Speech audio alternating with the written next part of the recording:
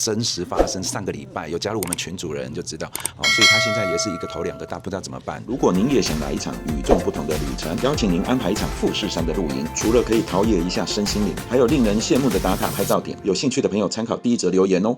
我们先来到这里是大阪的一个咖啡厅，我觉得每次跟 Ruby 来大阪都有很休闲开心的感觉。是啊，我也担心你说每次跟我来大阪都很辛苦。走很多路，还有帮我扛行李，还有帮我顾小孩。帮你顾小孩是蛮有趣的，因为白雪很可爱。对，而且他很喜欢玩扭蛋，我也喜欢扭蛋，所以我们两个算是有共同兴趣。那就是这一次我来大阪，刚好遇到了这个大阪世博会，我发现好多观光客哦。对啊，人超多。这一次特别明显呢，我觉得上一次来的时候，好像观光客也有，可是这一次感觉就各个国家的观光客，上一次来是很多台湾人，现在也很多台湾人，现在很多台湾人，可是好像那个老外啊，还有一些好像印度人啊，然后印尼啊、马来西亚人很多，超多的。因为大家都知道你们公司是做民宿的，大阪最大的民宿公司。那你们在这段时间会不会觉得哇，怎么忽然客人订单涌入爆满那种感觉？有爆的感觉吗？有，就像。对，因为我这次帮你们订我们的民宿，全部都满了。我以为他说有，就像爆浆的感觉。还没有到爆浆，还没到爆浆。但是确实，现在我们几乎所有线上的房源都是满房的状态。线上的房源都是满房的状态。我听说这一次大阪世博会，日本的观光客已经突破过去的记录了。对，光是前3个月就已经破1000万了。之前那个1000万可能要到4月还是5月才破，现在3月就破1000万了，人多很多人超多，吓死人了。光是从机场入境的时候就看得出来。我是4月30号入境的，我那天入境我用了1个半小时等待的时间，非常非常多人。那你那时候也有带白雪公主吗？有啊，因为等待时间太久了，他在机场到处交朋友。交了很多朋友，而且他拿了我买给他的戒指，他很喜欢戒指跟宝石。他从下飞机到入境以后的那段时间，他到处去交朋友，就把他戒指都分完了，送。把戒指送给别人，这是定情之物是送给男生还是女生？你把它当做定情之物，但是白雪觉得是他很喜欢的东西，要分享给朋友。OK， 好，那不讨论白雪，就是最近很多网友会私讯我，就说你推不推荐，就是来日本买民宿买房子来做民宿啊？很多网友有这个需求，重点不是在于买不买得到这个房子，而是在于后续的管理。我觉得分几个层次，第一个是这个管理公司的专业度，有没有办法做到一条龙的管理？有些公司它是管理公司没错，可是它的所有东西都要外包，比如说清洁。比如说他的这个民宿的经营，因为你要去订房嘛，要有客服嘛，这些全部都外包。我听过有全部都外包的。大部分的业者都是外包的，因为他可能没有那么多的经验，或者是说，他的实力。当然我讲的可能比较直白一点啦，因为毕竟这都是需要人来服务的。那大家都知道在日本其实人工也很贵，而且它的规模一旦没有那么大的时候，单一家公司它不会去有自己的清扫公司，或者是自己的运营公司。所以是不是从那个分数就看得出它的管理好不好？大家可以上那个 Airbnb 或者是 Booking.com 去看那些房东们或者管理公司们给这些就是旅客的一些评价。你们公司目前有几折的评价？应该有1万多。干嘛深呼吸？忽然臭屁了起来是吗？我觉得我怕大家就说，好像 Ruby 每次分享说公司很好很好，但其实我是阐述事实而已。因为这些都是非常公开的数据。如果你有去做功课的话，你在 Airbnb 上面去搜小宅，那跳出来的页面就是你的评分是4.8分综合评，而且我们是经营第8年了。那另外呢，我们的全球各个国家的各城市的客人留言大概有1万多条。这些都是非常真实，这个是我的客人告诉我的，我并不知道，因为我没有去看说就是评论会怎么样，但是跟我买房的屋主他们都非常会去做功课。肯定的啊，我要花那么多钱跟你买一间房子，我一定要了解你是圆是扁嘛，何方神圣嘛。好，那管理面其实我们可以从第三方的评比，比如说 Airbnb 或者是 Booking.com 上面的评分机制来看你这家管理公司到底行不行啊，到底专不专业啊，旅客或观光客、租客给你们的意见是什么？但是后面还有一个问题是，到底这个公司它的规模怎么样，能不能永续经营啊？这个是很多客人都比较关注的问题。是因为最近就是有很多人移居到日本来，然后他自己买了一间老破小的那个在乡下买一间老破小的房子，然后自己改装，然后来经营民宿，结果搞到最后他自己也帮别人经营了。那我常常就一直很纳闷，我想说这样子的模式真的可行？因为有很多老外这样子做，那也有台湾的业者、台湾人来，比如说就是日本的乡下去买一些透天一户建。然后自己经营民宿，也顺便帮服务广大的台湾乡亲们来做民宿。那这样子的模式，你在你们这些专业的业者看来是怎么样？从我的角度来看，首先做民宿，它的选址非常重要，交通、生活的便利性和到达各个观光景点的位置、时间跟距离。那本身你从一个外国人到日本来就是投资的角度，假设你的位置太偏僻，有可能你当下的租金收益是 OK 的，可是当你要退场的时候，你发觉你的房子可能没有人来接手。这我觉得位置非常重要。我最近就有一个案例可以分享，一个台湾人。其实那个台湾人就是我朋友，但是绝对不是我的一个好同事啊，认识20年了，他跑去某一个城市买了一间老透天。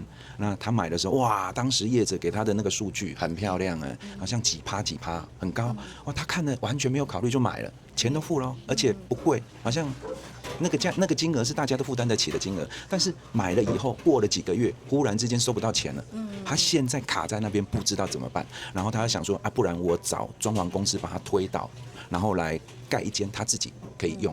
就后来发现他找人家来评估，他真的找人来评估，他那个现在的建壁是盖满盖好，新的推倒了以后，他要退缩，好像退缩几米，他那个土地剩一点点的，根本没办法盖，所以他现在就是进退两难，不知道怎么办呢？乱买的结果有可能变这样的。我们的所有的民宿的建案，从开始土地的选址到规划，包括这个新的建案，就是可能我买的时候也是老的房子，我要把它拆掉。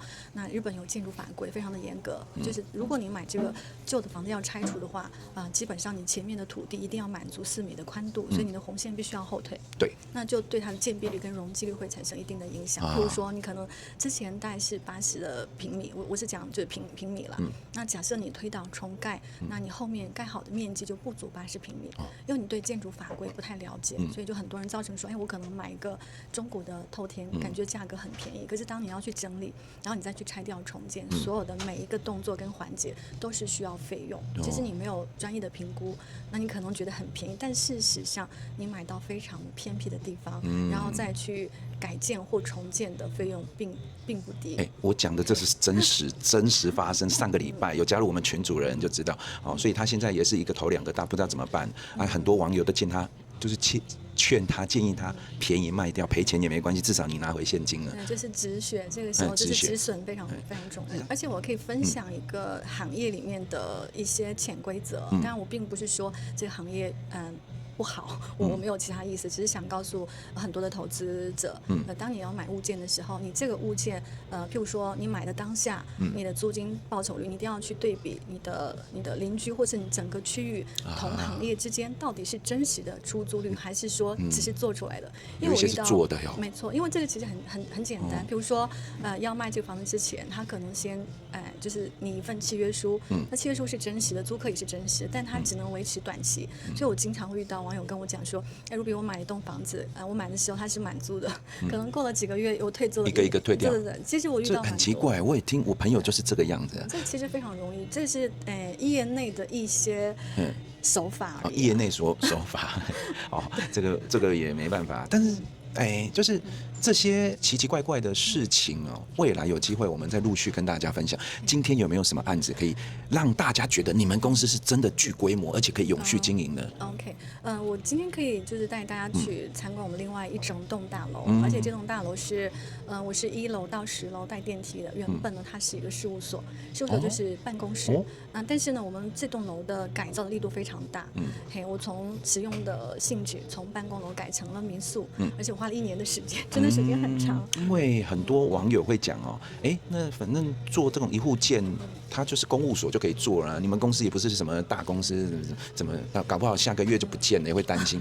但是如果有办法做大楼，甚至是盖大楼，那就不一样了，不是普普通通的公务所可以做的。我们其实除了像千本南新的土地，盖成的一整栋民宿以外，像通天阁我是改建的，那包括像魏园这栋大楼我们也是改建，但是在难波中我们有新的土地也是会新建一栋。所以也不是只有一户建啊，只是说每一种物业有不同的喜好，就看大家哦。所以我们现在就直接到现场去，然后跟大家分享这一栋新的物件哦。那我们直接过去咯。可以跟着我一起去。您是不是也想在日本拥有一间属于自己的房呢？想度假的时候就可以住自己的房子，但又不想闲置在那边缴交高额的管理费以及修缮期礼金。这时候您可以考虑日本的一户建，委托给民宿公司来管理。平时闲置的时候可以赚取租金报酬，来日本度假时又可以住自己的房子，未来退休时又可以拿回来自己使用，超适合我们的。欢迎一起来日本大赚观光财，有需要的朋友欢迎参考第一则留言。那我们现在已经到了，这是竹哈西，就是鹤桥站1号出口，这里有个全家便利商店，这是 Ruby。Hello。你们的案子在什么地方啊？就在前面100公尺的位置。好像就是前面这一栋，对不对？那是，就这个外观，其实整栋楼都已经改建或翻修好了，整栋拉直。真的离地铁站超近而且竹哈西是3铁共构，有近铁、有 JR， 然后有地铁，超方便的。非常方便。也就是说，你们公司在挑选物件，其实会越靠近地铁站，地点很重要。对，地点非常重要。会随便乱选吗？当然不会，我不会选到很偏僻的地方。这样的话，观光客进来可能坐公共交通也不是很方便，不是很好。那这个上面总共我看应该有10层楼吧？有10层。那这10层楼总共有几间房间在里面可以住？将近40间。将近40间哦。那我们可以直接进去看吗？好。这个等于说是全部重新拉皮耶，你看这个。对，这些全部都做了防水，包括它的墙体都有做过一些调整，还有信箱也是更新过的。这个门也是新换的，可以看一下都非常好。就是有这个门控啊。现在还没开始运作嘛？现在还在做上线前的准备。现在还在弄。下面有一个店面嘛？对，电梯也是新的。电梯都全部都新换的。然后一出来以后，就是它地板全部都换成地毯然后现在在做最后的细清，然后1层有3户那我们直接先进。哇，看起来好棒哦！那你说这个房子多久了？屋龄因为这个是卖了有1年多了。已经卖掉了。已经卖掉了。因为整栋楼的面积非常大，所以它有1500平米左右。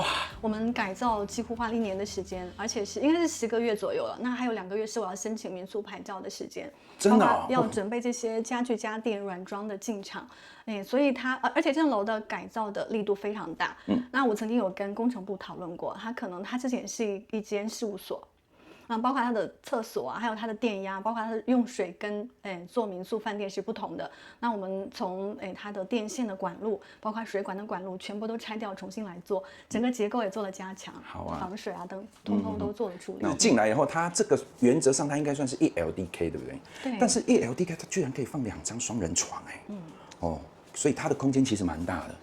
非常的大，这一间大概有43平米，43平米那真的是 1LDK 啊。对，然后那边有设计一个衣橱、衣柜，可以打开看一下，空间也很大。空间也非常大，就是住民宿就有这个好处，衣柜是标准衣柜，而不是一个只是放衣服、挂衣服的地方。然后大家可以看一个细节他们在做所有的这个装潢是直接整个贴墙板不是贴壁纸我们现在去看到很多那种外面的 1LDK、2LDK， 他们顶多就贴壁纸，这个不是直接是贴钉墙板。然后该有的也都有洗衣机浴室浴缸。这个浴室浴缸呢，他们也是恒温的。哇，这真的太棒了。所以其实你们公司不是只有一户建而已呢？对，我们有大楼，也有大楼，然后也有一间一间的套房销售。但是多数的网友或者是客户看到这个，可能一整栋都买下来了。对，这个要口袋比较深。目前好像都是这样的。目前是这样子。本来之前好像就是想说看需不需要一间一间卖，可是很多口袋比较深的，他好像这不错啊，干嘛？还要跟人家分呢，直接就买下。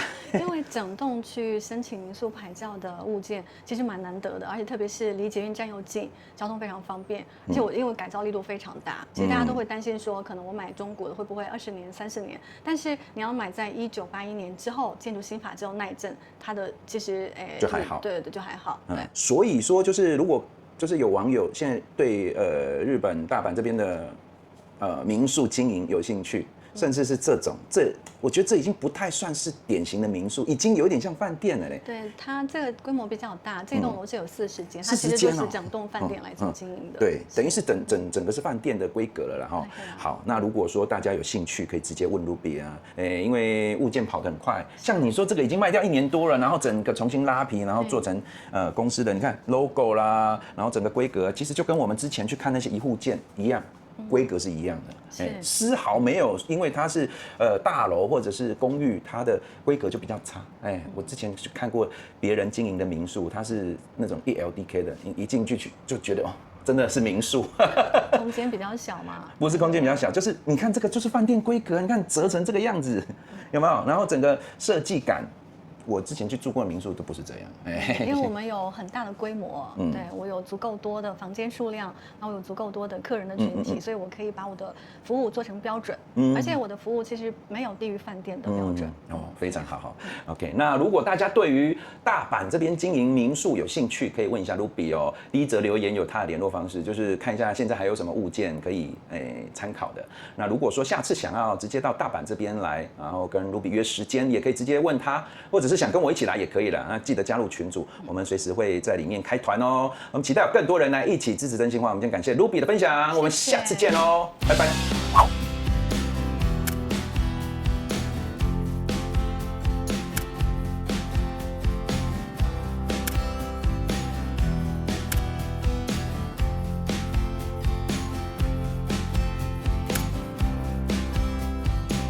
我们先来看一下，这是 Rafael 的一个评比哦，它是。